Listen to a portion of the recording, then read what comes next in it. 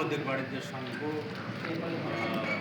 कोषाध्यक्षका उम्मेदवार डाक्टर नेपाल म अगाडि आफ्ना यो कार्यक्रमलाई अगाडि निम्ताउन अनुरोध गर्छु। सम्पूर्णमा नमस्कार, जय श्री राम।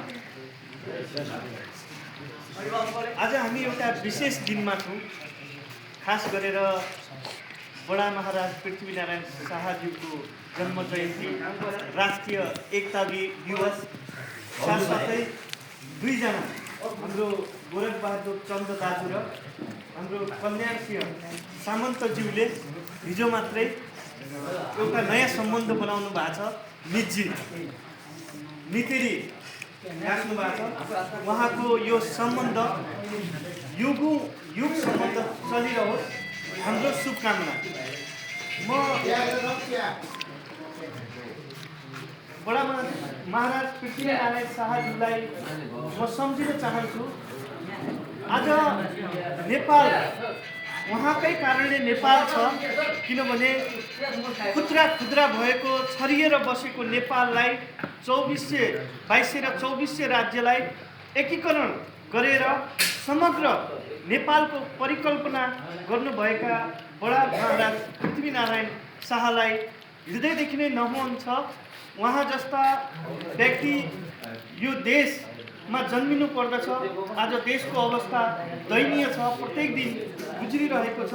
उहाँ जस्तै जसरी देश 2200 र 2400 राज्यमा टुक्रिएको थियो, त्यो टुक्रिएको नेपाललाई एक सूत्रमा बाँधेर विश्वमा नेपाललाई चिनाउन अहम भूमिका गर्ने श्रीपाद बडा महाराज पृथ्वीनारायण शाहलाई हामी नमन गर्नै चाहन्छु।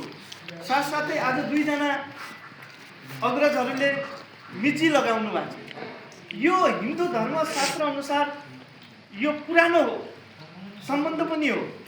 पहिला मैले सुनेको, पहिला गाउँमा यदि झगडा कसै दुईजनाको झगडा भयो भने पछि तिनीहरूको झगडा नहोस् भन्नलाई पनि मिची लगाउँथे भन्ने हाम्रा पूर्वजहरू त्यो कथाहरू पनि सुनाउँथे। साथसाथै आपसमा मिची लगाउनुको खासमा अर्थ के हो भने एउटा पारिवारिक सम्बन्ध।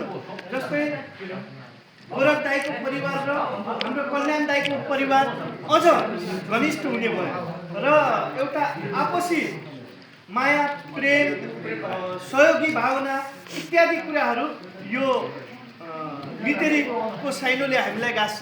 र मभन्दा अग्रज व्यक्तित्वज्यूहरू पनि हुनुहुन्छ, उहाँहरूले यसका बारेमा धेरै कुराहरू भन्नुहुनेछ।